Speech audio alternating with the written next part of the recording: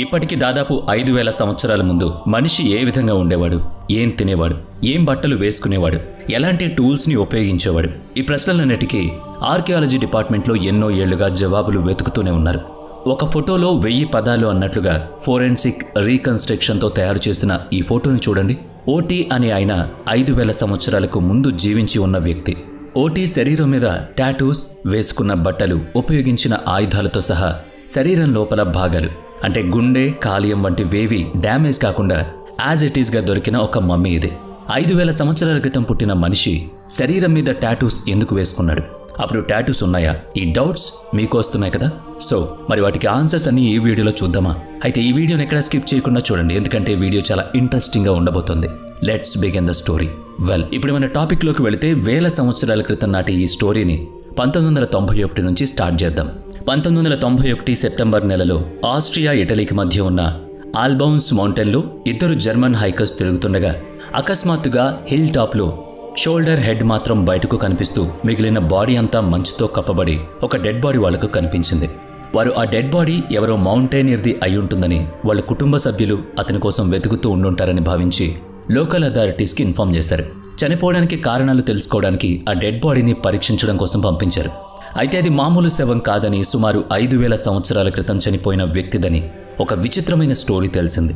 ఎటువంటి డ్యామేజ్ జరగకుండా దొరికిన ఆ డెడ్ బాడీ ఆర్కియాలజీ డిపార్ట్మెంట్ వాళ్లకు ఒక పెద్ద ఖజానా దొరికినట్టయింది. మంచులో ఉండడం వల్లే ఎన్ని వేల సంవత్సరాలైనా పాడవకుండా ఉంది. సైంటిస్టులు డెడ్ బాడీకి ఓటీ ద ఐస్మెన్ అని పేరు పెట్టారు. ఆ డెడ్ బాడీ 5300 సంవత్సరాల క్రితం నాటిదని సైంటిస్టుల పరీక్షల్లో తేలింది. క్రీస్తు పూర్వం 3000 సంవత్సరాల క్రితం అప్పటి యుగం ఆఖరి దశలో మనుషులు కొండ తెగలుగా జీవించేవారు. వివిధ రకాల సంస్కృతి సంప్రదాయాలతో ప్రపంచమంతా వ్యాపించారు. ఒట్టి మాట్లాడలేకపోయినా ఆ కాలంలో ఎలా ఉండేవారు, ఏం తినేవారు, ఏం బట్టలు వేసుకునేవారు అన్న విషయాలు స్పష్టంగా తెలిసాయి. అసలు ఒట్టి గురించి మీకు తెలుసుకోవాలనుందా? అయితే రండి తెలుసుకుందాం.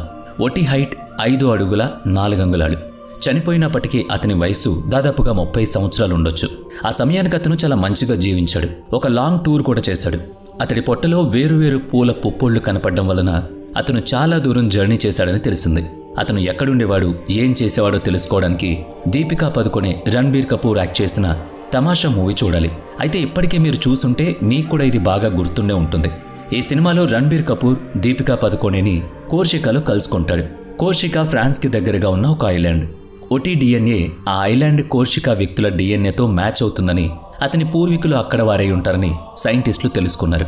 అతని దగ్గర దొరికిన వస్తువులను బట్టి అతను ఒక గొర్రెల కాపరై ఉంటాడని ఊహించారు.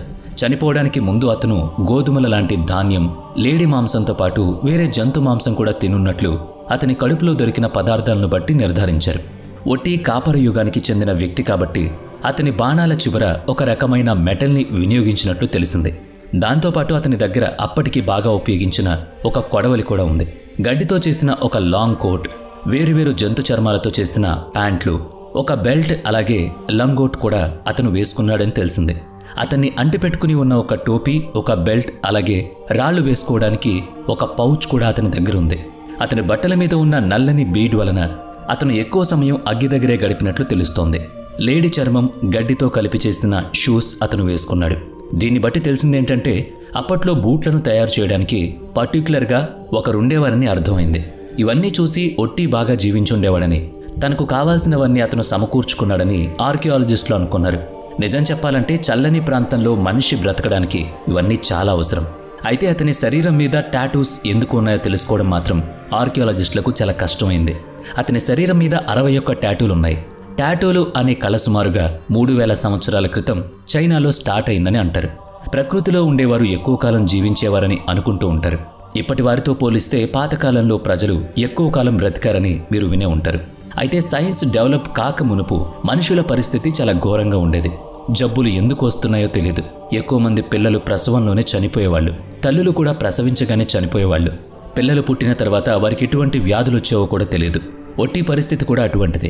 40 సంవత్సరాలకే అతడి గుండె చాలా బలహీనపడింది. ఎముకల్లో నొప్పి కలిగించే లైన్ అనే వ్యాధి అతడికి ఉన్నట్టు గ్రహించారు. కడుపు నొప్పిని కలిగించే రౌండ్ వామ్ అనే పురుగులు అతని కంట్లో కనిపించాయి. అతను చనిపోవడానికి 6 నెలల్లో 3 సార్లు జబ్బుతో బాధపడి ఉన్నట్టు అతని గోర్ల మీద తెల్లని గీతల వల్ల తెలిసింది. అయితే అప్పట్లో జబ్బులకు ట్రీట్మెంట్ ఉండేదా? ఈ జబ్బులను నయం చేయడానికే ఈ టాటూ శరీరంపై వేసుకున్నారా అన్న ఆలోచన ఆర్కియాలజిస్టులకు వచ్చింది. ఆ టాటూస్ని ఎలా వేశారంటే శరీరాన్ని కట్ చేసి దాని మీద చార్కోల్ పౌడర్ని గట్టిగా రుద్దడం వల్ల ఆ టాటూస్ని వేసుంచారు. ఇది శాస్త్రవేత్తల అంచనా. ఒట్టి శరీరం మీద 19 భాగాల్లో టాటూలున్నాయి. ఆయన ఏ విధంగా చనిపోయాడు అన్న విషయంలో ఇంట్రెస్టింగ్ థింగ్, అతను కొండ మీద నుంచి జారిపడ్డం వలన లేకుంటే ఏదైనా అవలాంచ్ కావడం వలన చనిపోయి ఉండొచ్చని అనుకున్నాడు.